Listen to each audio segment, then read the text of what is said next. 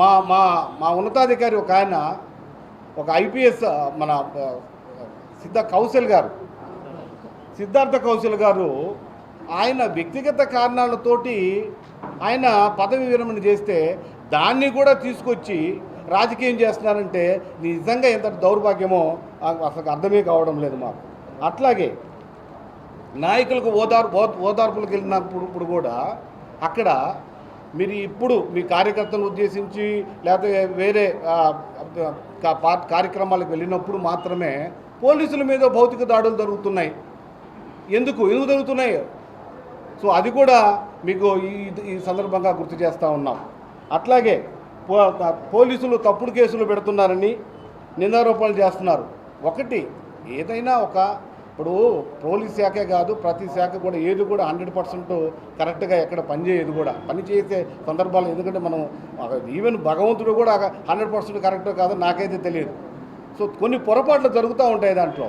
So ఆ పొరపాట్లు జరిగినప్పుడు ఏదైనా ఉంటే మీరు న్యాయస్థానాలు ఆశ్రయించవచ్చు, అంతేగాని పోలీసుల్ని ఈ విధంగా మాట్లాడడానికి కరెక్ట్ కాదు. అట్లాగే పోలీసులు చట్టాలను అమలు చేసే క్రమంలో వాటికి అనుగుణంగా రూల్ ఆఫ్ లాను నిష్పాక్షపాతంగా అమలు జరుగుతూ ఉంటుంది. అంతేగాని ఏ వర్గానికో ఏ పార్టీకో మేము కొమ్ము ఖాయమని చెప్పేసి ఈ సందర్భంగా తెలియపరుస్తూ అత్యధిక శాతం పోలీస్ శాఖలో నీతి నిజాయితీతోనే ఉన్నారని కూడా మీ సందర్భంగా మీకు తెలియపరుస్తూ ఉన్నాం. అయితే నా ఒక వ్యక్తిగతమైనటువంటి అభిప్రాయం నేను ఈరోజు తెలియపరుస్తున్నా. ఉదాహరణకి మన కుటుంబంలోనే కొన్ని పొరపాట్లు జరుగుతాయి. ఏం చేస్తాం మనం? ఆ పొరపాట్లు జరిగినప్పుడు ఏదైతే జరిగిందో దాన్ని రెక్టిఫికేషన్ చేసుకునే దానికి మనం ఎవరికి చెప్పకుండా దాన్ని చేస్తాం. అదేవిధంగా పోలీసులను కూడా ఏదైనా చేసినప్పుడు న్యాయస్థానాలను ఆశ్రయించవచ్చు, లేకపోతే వేరే విధంగా ఎక్కడైతే వ్యవస్థలో ఉన్నాయో దాన్ని అన్నీ కూడా ఉదాహరించవచ్చు. కానీ డైరెక్ట్గా సామాజిక మాధ్యమాల్లో ఈ విధంగా మాట్లాడితే ఇంక పోలీసు వ్యవస్థ ఎలా పనిచేస్తుంది? ఒక్కసారి మీరు ఆలోచించాలి. మన కుటుంబంలో చిన్న పొరపాటు జరిగితే మనం ఎట్లయితే సెటరేట్ చేసుకున్నామో పోలీసు వ్యవస్థను అదే విధంగా చూడండి.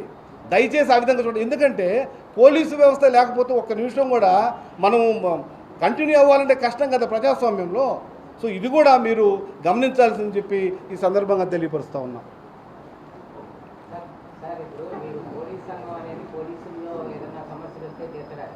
ఎప్పుడు మీరు ప్రెస్ మీట్ పెట్టినా ఓన్లీ జగన్మోహన్ రెడ్డి విమర్శించడానికే పెడుతున్నారు. ఎందుకంటే చాలామంది మీ పోలీసుల్లోనే ఇంకా మెడికల్ రిహాబిలిటేషన్ రాక వాళ్ళకి బిల్స్ అందక చాలా ప్రాబ్లం పడుతున్నారు అన్నారు. పోలీసుల మీద దాడులు చేసిన రోజులు ఉన్నాయి. అప్పుడు నేను press meet only Jaganmohan Reddy మిమ్మల్ని విమర్శించినందుకు మాత్రమే ఎందుకు పెడుతున్నారు దానికి సమాధానం? నేను గత ప్రభుత్వంలో రాష్ట్ర అధ్యక్షుడిగా ఉన్నా, అంతకుముందు ప్రభుత్వంలో కూడా రాష్ట్ర అధ్యక్షుడిగానే ఉన్నా.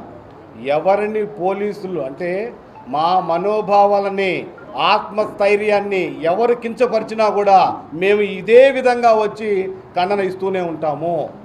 మాకు ఇంటర్నల్గా మీరు అడిగారు మెడికల్ రీఎంబర్స్మెంట్ రాలేదని. మెడికల్ రీఎంబర్స్మెంట్కి ఒక టెక్నికల్ యాప్ తయారవుతుంది సపరేట్గా పోలీసు వ్యవస్థకి. తయారు చేయమని కూడా ప్రభుత్వం వారు చెప్పారు. 2-3 రోజులు ఆ యాప్ తయారైపోతుంది. అందరికీ కూడా మెడికల్ రీఎంబర్స్మెంట్ బిల్లు వస్తాయి. అదేవిధంగా సరెండర్ లీవులు టీఏలు కూడా అవి కూడా ఒక జాప్యం జరిగిన మాట వాస్తవం.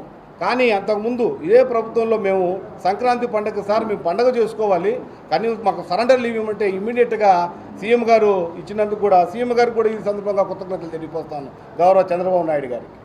అదేవిధంగా ఏదైతే ఇంటర్నల్గా ఏదైతే ప్రాబ్లమ్స్ ఉన్నాయో అన్నీ కూడా మేము గవర్నమెంట్ దృష్టికి తీసుకుపోతూనే ఉంటాము. అది ఒక ఛానల్ ద్వారా అంటే ఒక రిప్రజెంటేషన్ ద్వారా వెళ్తూ ఉంటాయి. అదే ప్రతిపక్షం అడిగి నేను ఒక రిప్రజెంటేషన్ ఇస్తాను, ఆయన మనకేమైనా తీర్చగలదా? సో అవన్నీ కొన్ని ఇంటర్నల్గా ఉన్నటువంటి వ్యవస్థ అన్నీ కూడా రిప్రజెంటేషన్ ద్వారా మేము గవర్నమెంట్ని డిమాండ్ చేస్తూనే ఉంటాము. ఏదైతే పోలీసులు ఉద్దేశం అది ఎవరు మాట్లాడినా కూడా మేము ఇదే విధంగా మా యొక్క ఖండన ఇస్తూనే ఉంటామని చెప్పి మీకు తెలియపరుస్తూ ఉన్నాం.